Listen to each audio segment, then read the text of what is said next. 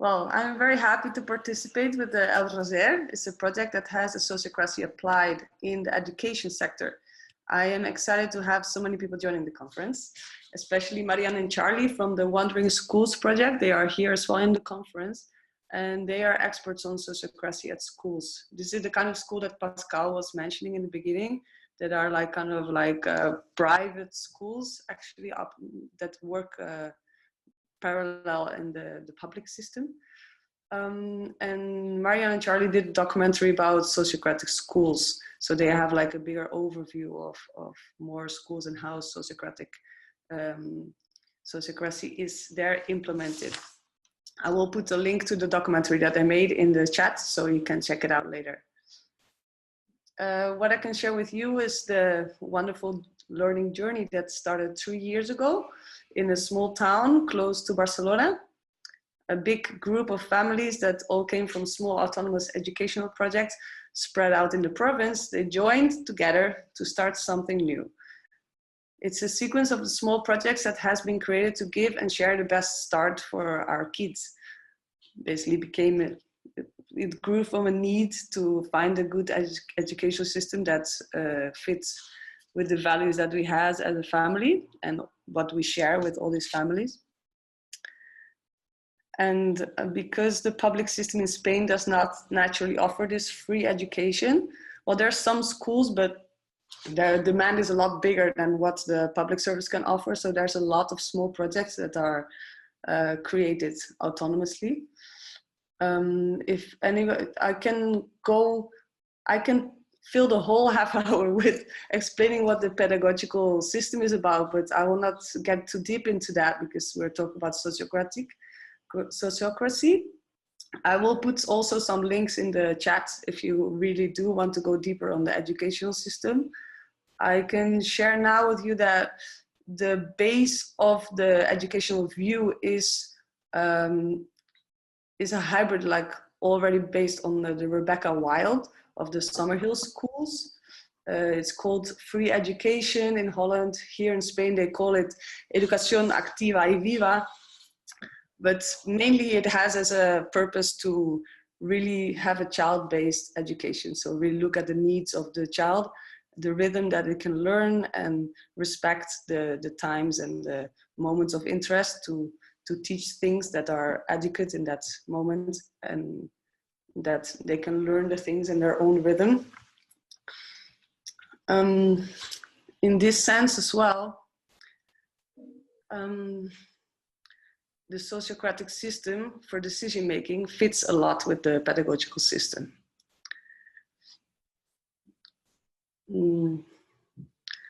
Yeah, the schools and the preschools, there's a lot of the small projects of preschools that are kids aged from 3 to 6, and they have been created autonomously over the years. And but when reaching obligatory age of 6 years old, there are few alternatives to continue this view in education. So we were combining families from over 5 different projects to start a new big project. And it was incredibly rich because everybody had experience already in the autonomous governance of these small groups.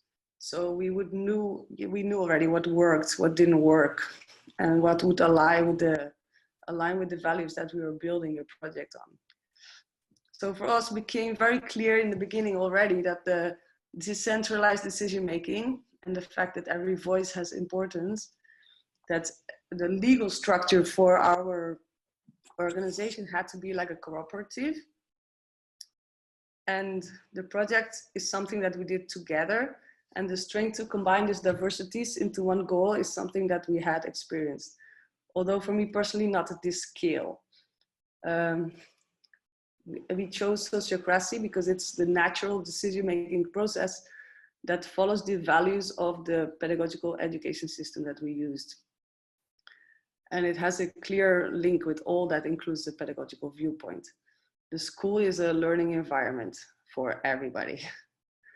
I can show you like a 2-minute video, like very short, just to give one idea about the project. It's been created to promote the crowdfunding that we are going to do. That's not even launched yet, so you have like a preview you are the first ones to see the video. The audio is in Spanish, but I think that even though you can get like a good idea of what the project is.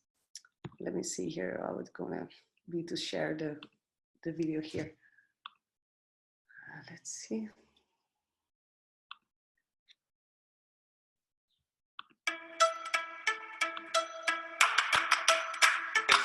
Como proyecto empezó como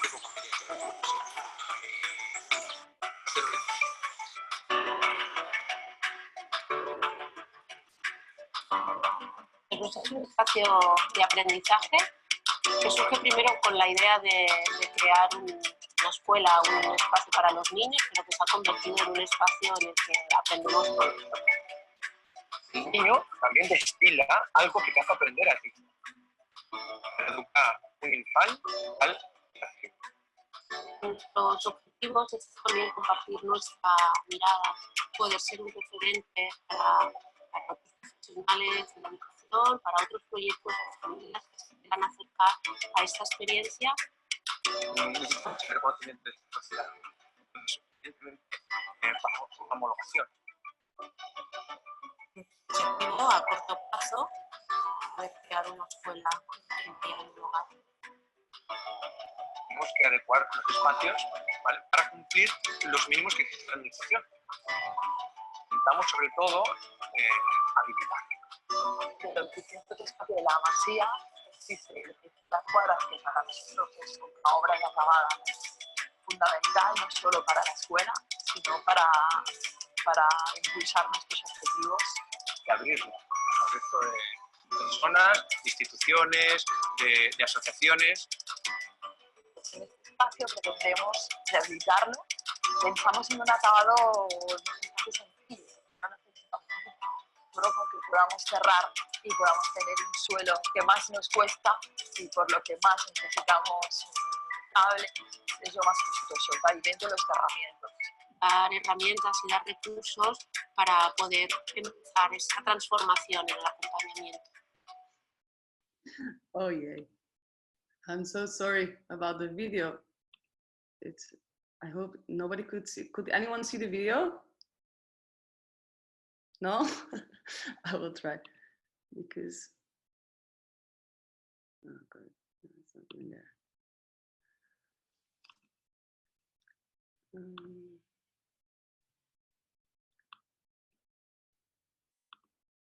So sorry. I thought it was sharing the screen.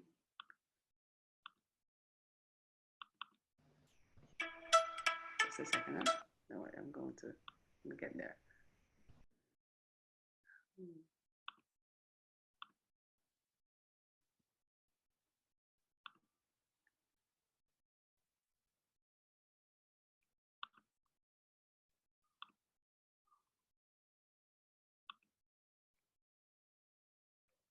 Can you now see the screen of the video?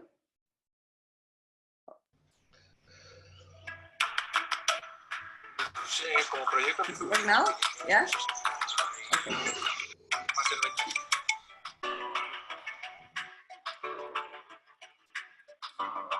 Es un espacio de aprendizaje que surge primero con la idea de crear una escuela, un espacio para los niños, pero que se ha convertido en un espacio en el que aprendemos todos. El niño también destila algo que te hace aprender a ti. Para educar un infante al la tribu. Nuestros objetivos es también compartir nuestra mirada, poder ser un referente para otros profesionales de la educación, para otros proyectos de familias que se quieran acercar a esa experiencia. Necesitamos el reconocimiento de esta sociedad. Entonces, evidentemente, bajo homologación. El objetivo a corto plazo es crear una escuela de primaria en un lugar. Tenemos que adecuar los espacios, ¿vale?, para cumplir los mínimos que existe en la administración. Intentamos sobre todo habilitar. Pero el principio espacio de la Masía existe las cuadras que para nosotros es una obra inacabada, fundamental no solo para la escuela, sino para impulsar nuestros objetivos. Y abrirlo al resto de personas, instituciones, de asociaciones. En este espacio pretendemos rehabilitarlo. Pensamos en un acabado bastante sencillo, que no necesitamos solo con que podamos cerrar y podamos tener un suelo que más nos cuesta y por lo que más necesitamos un cable, es lo más costoso, el pavimento y los cerramientos. Dar herramientas y dar recursos para poder empezar esta transformación en el acompañamiento. Okay, everybody could see the video now. Yeah. It's just to give you a little bit of ambient of what is our daily reality there.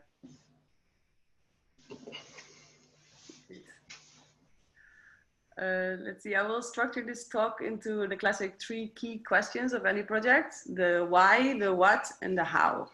Although I feel that the how maybe has more weight in this type of Sociocracy conference, I will go through the other ones just to cover them as well. It's important. For us, the why, I explained already a little bit.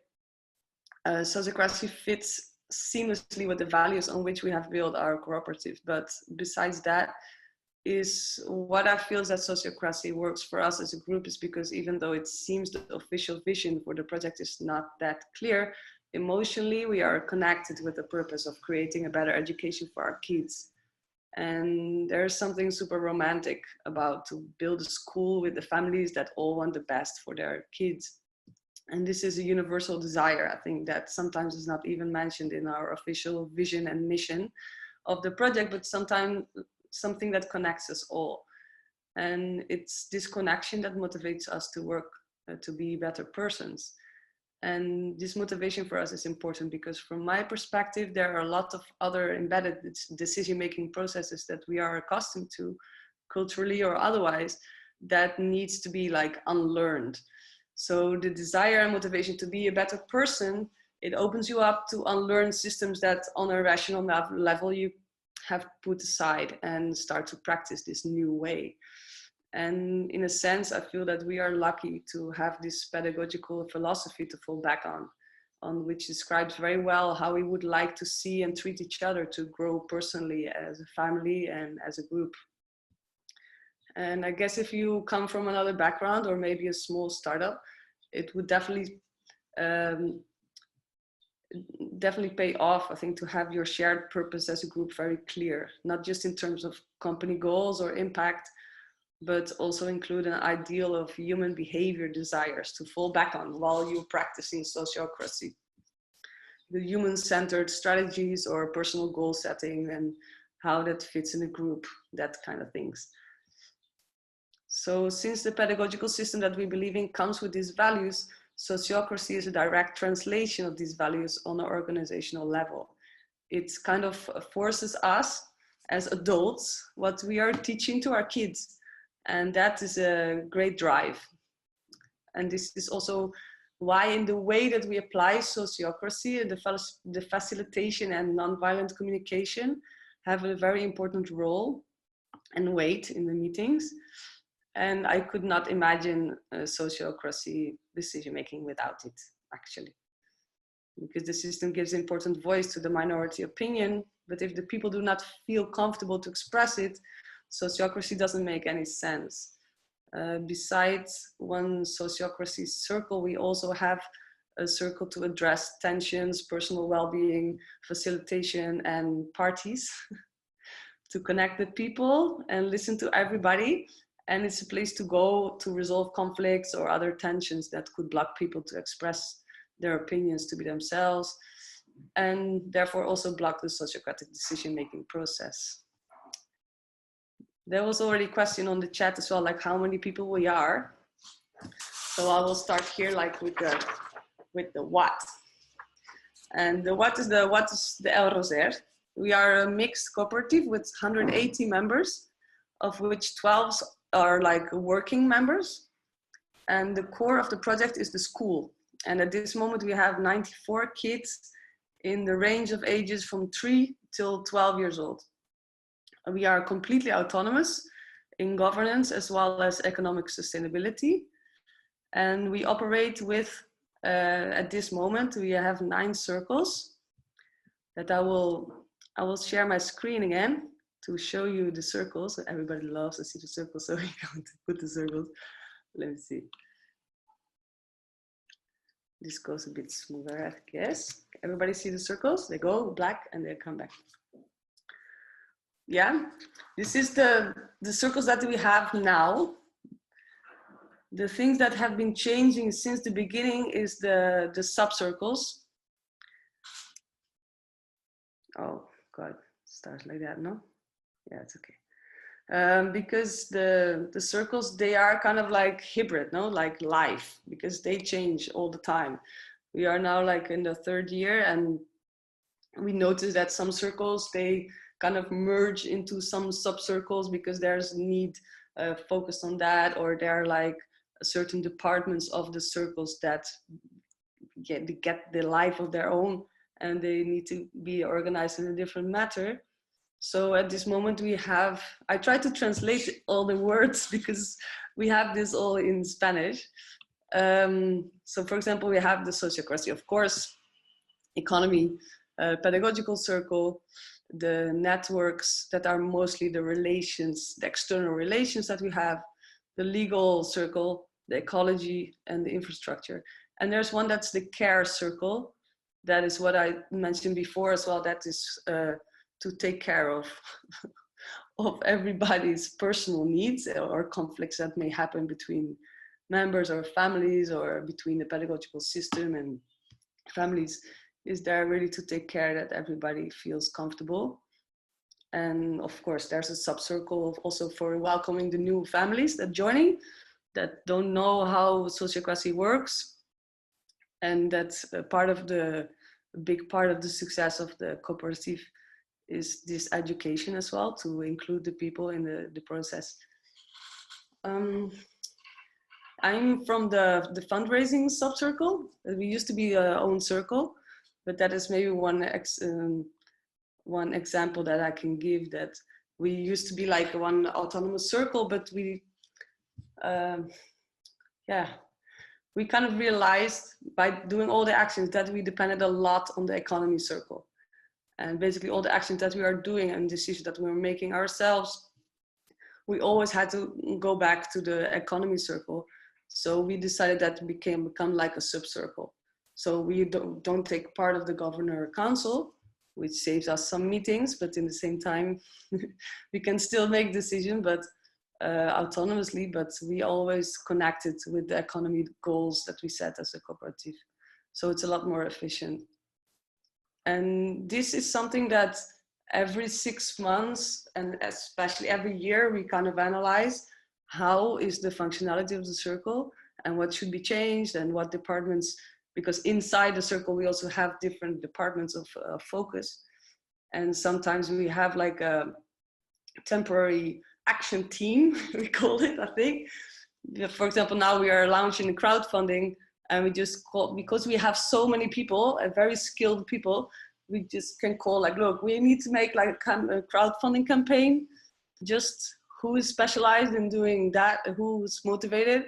And we put like a kind of action circle, like a temporary one, just for this specific action. And that works really well, because sometimes the things that need to be done to reach the goals of one circle, not everybody from that circle is equipped to do it. So we can really call people from outside the circle and create a temporary subcircle to make their own autonomous decisions on this specific subject.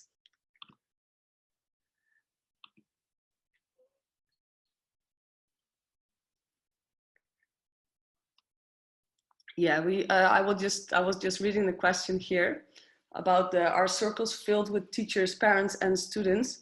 How does that work? Well, the thing is that the kids, they do have a Sociocratic decision system, but they are not official circle of the big cooperative, because there's a lot of things that they don't really need to worry about it. But they do make their own decisions in terms of their own holidays. Like, for example, they have these excursions and things that they organize themselves, and also their daily tasks, like what do they want to learn. So they do have their own circle as an organization. They choose the roles, they make the consent rounds, they have the feelings, they make all the meetings in the same structure as the Sociocratic. It's just that in the official organization of the cooperative, they are not legally responsible for anything. But the teachers and the parents, they are mixed in all the circles, where's their interest. So from Sociocracy, we have a lot of teachers that are there. And there's also another teacher that is in fundraising. So they are distributed over where's their interest and their capacities. Yes. Aerosol means it's actually a rose plant. It's not just a rose flower, but it's the whole plant. And maybe I can have like a, oh yeah, also there was this big circle that was around all of it. That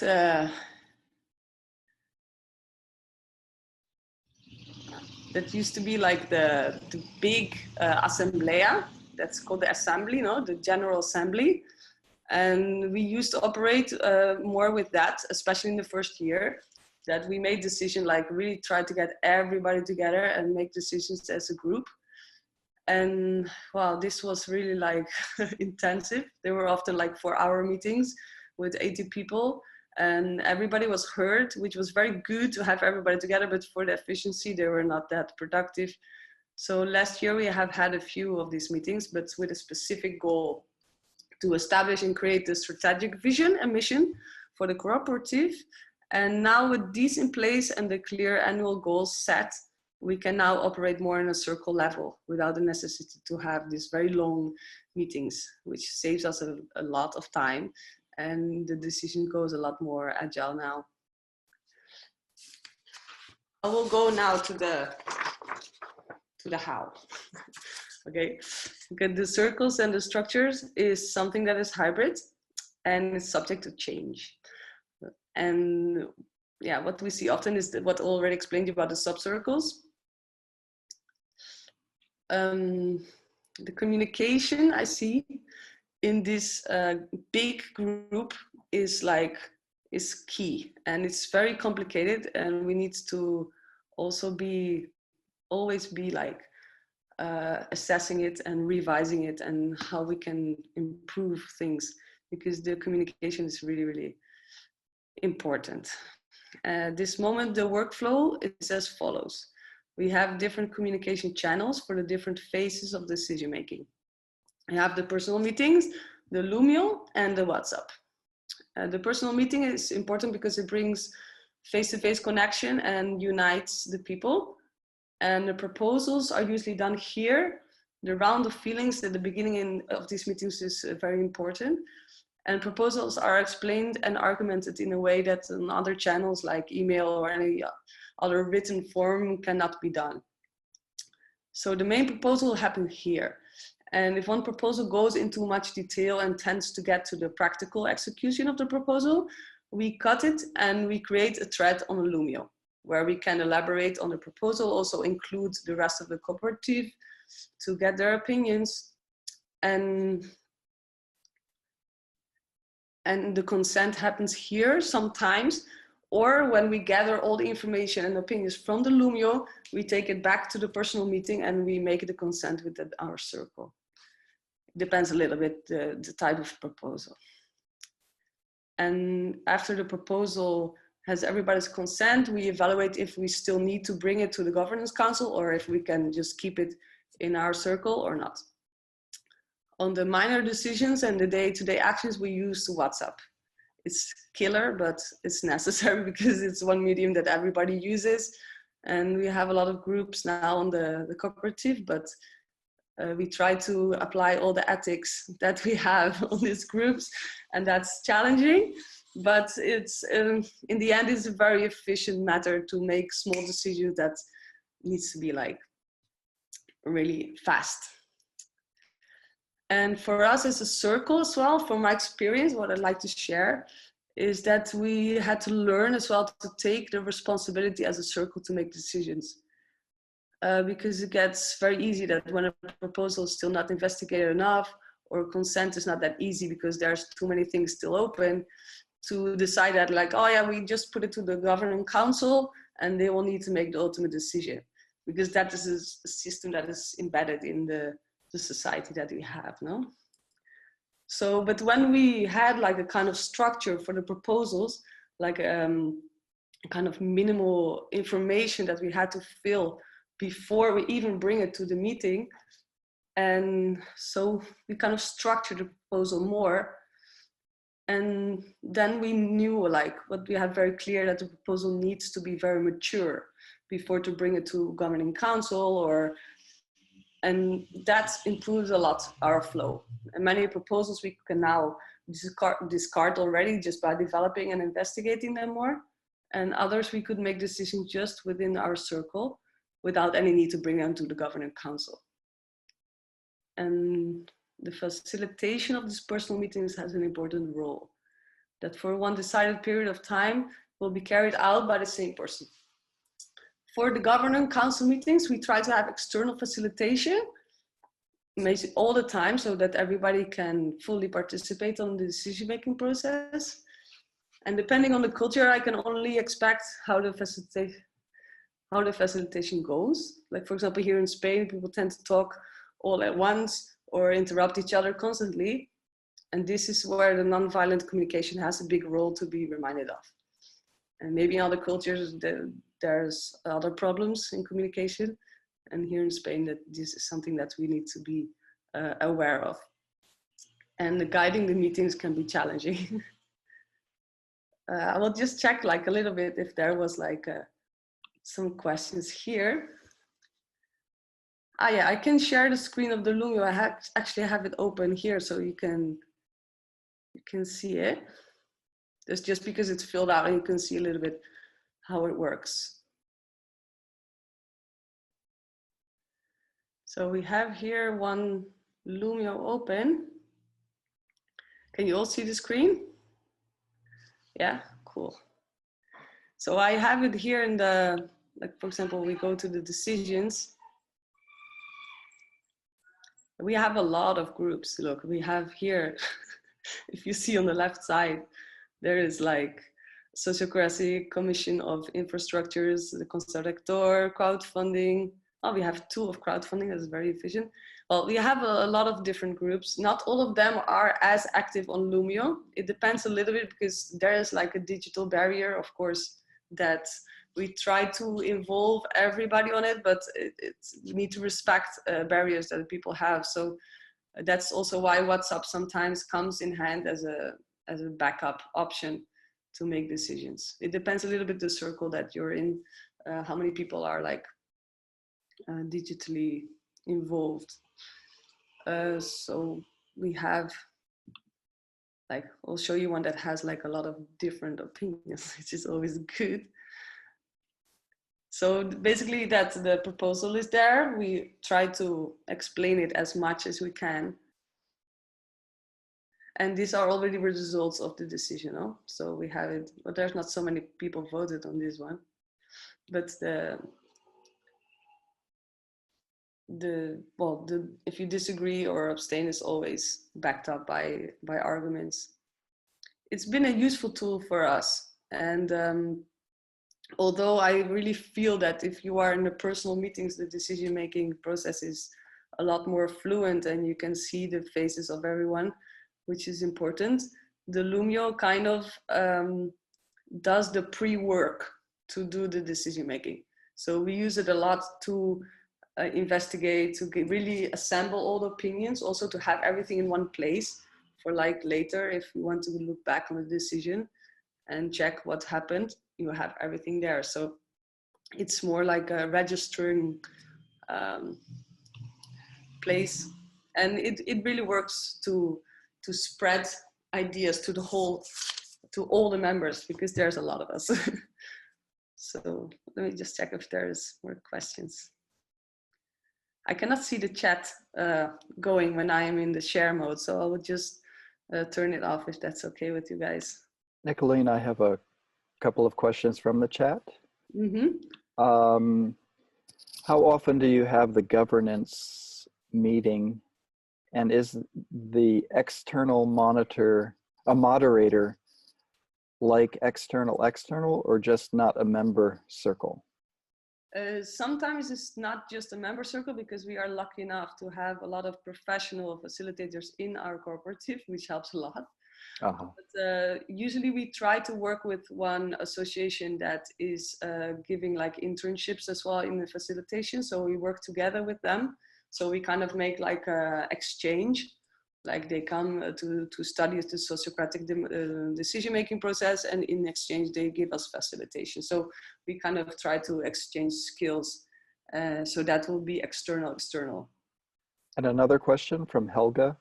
If people vote on Lumio, how do you get to consent? And how do you do rounds?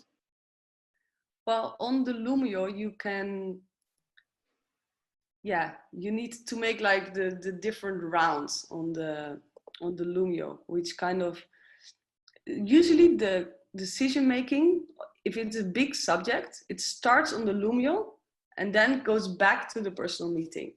But it kind of makes like a pre-round. It's like a kind of like a warming up the discussion, as you say. On a bit smaller decisions, or really that really involves the whole operation, we do need to make rounds. It's like first the people vote, then usually comes like with the argumentation. And this argumentation usually becomes like a new proposal. It gets to this argument, if it's like a valid one or shared with more people, usually becomes like a new proposal. So there comes a new proposal, and then on that proposal, you try to get the consent. So it can take pretty long, but in the end, we'll get there usually. It's just to polish up the proposal every round you go. Did that answer your question? Yes, Helga seems satisfied. Just a time check. We have 7 minutes before the end of this session. Okay. Are there any more questions? I'll just stop sharing the Lumio for now. Anybody wants to see more Lumio or something specific? Feel free to raise your hand in the video to be recognized, or write a question in the chat. Looks like we have a question. There are multiple decision-making on Lumio. Voting is one of them. Decision-making methods is what's meant.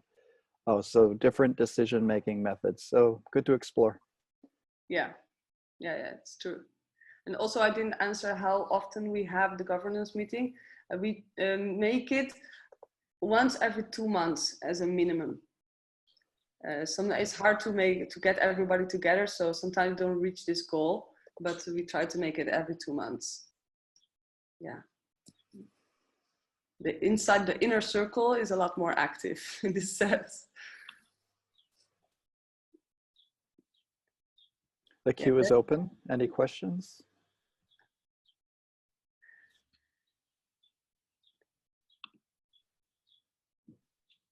Let's see.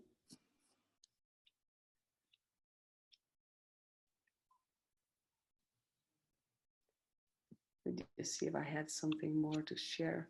Yeah, there's some information about the educational, pedagogical stuff. I will just put these references on the chat for you to, if you want to have a look on that. The Lumia, put it there.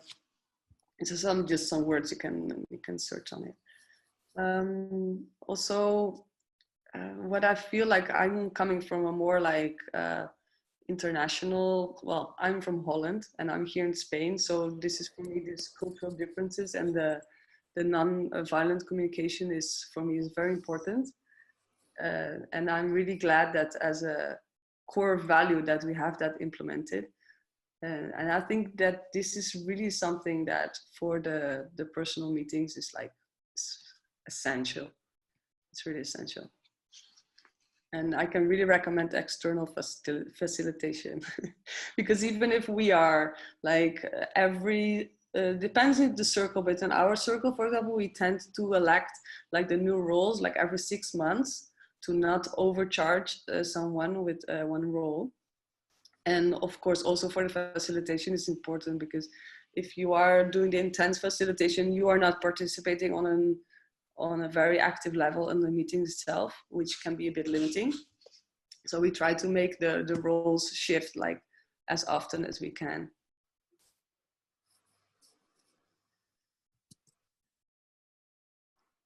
Is there anyone else that is in the educational sector here? Apart from Marianne, that I already know, Charlie.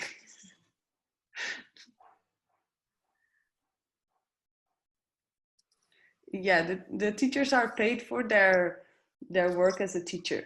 For their time working in the circles, nobody's paid. It's completely voluntary. And of course, we can decide as a cooperative what we would like to do with that. We have been thought about like putting like an internal value system. So like I don't want to say digital coin or something like that, because it goes a bit over the head of a lot of people here, but some kind of valuation system of the thing. But it's an ongoing discussion, and it's a very interesting one, because what is the value? How do you measure that? How many do you do that by hours, or do you by skill, or do you do by result? Or, well, that's like a whole open discussion. And in this moment, everything is voluntary. Go ahead, Marianne. It said, like, did you bring sociocracy into the school? Do you mean that the school already existed and we brought it there, or what is exactly? I don't understand very well the question. Hi, I was asking if you brought sociocracy into the school, like you as a person, or was no, actually not. Actually, the first meeting when we decided to really set up the school with a group of 100 people, that was a very beautiful meeting actually. There were already in the beginning people talking about like what would be the legal form, what would fit for a decision-making process. And somebody heard of sociocracy and then explained it like very briefly. And there were two other options. I think that we were talking about holacracy as well. But the sociocracy fitted more with the core values that we had as a cooperative. So it was immediately adapted. It was like in that meeting, everybody was like, okay, yeah, that's it. Let's go with that. You know, it's like, there was no question about it. It was really good. Well, we're winding down on our time. Any burning questions? Go ahead, Mariana. Hey, Nick, I just have one question regarding the transition. When you said that you used to have a general assembly and then you changed to sub-circles, how was the transition, and like what was the challenges? Because I see a lot of democratic schools, they are still very attached to the idea of having a general assembly. It seems like there's some kind of like emotional attachment to it. And I wonder how was the transition and the challenges and how people are responding now. Well, the challenge is, I think that especially in a big group as this, it's very powerful to realize that you are like a lot of people working for the same thing. And the General Assembly was really fulfilling that as a conscious, because if you have the whole group together and everybody's there, is something very powerful. You see the faces of everyone, and that I think was the biggest part of the assembly, the biggest value it had for everyone, because the people feel on a daily basis that they are heard in their circles. They can do the proposals that they want, and also on a global level. But the assembly was more like an emotional thing. So we always try to make a lot of parties and and other assemblies. And we still do like big assemblies with the whole group, especially related to the policies about establishing the vision, establishing other main policies, the statutos, to have like the core values decision. We usually have like a whole day that we have external facilitation as well to decide on the vision or the mission and on the values, and where it's heading, more the strategic things of the cooperative.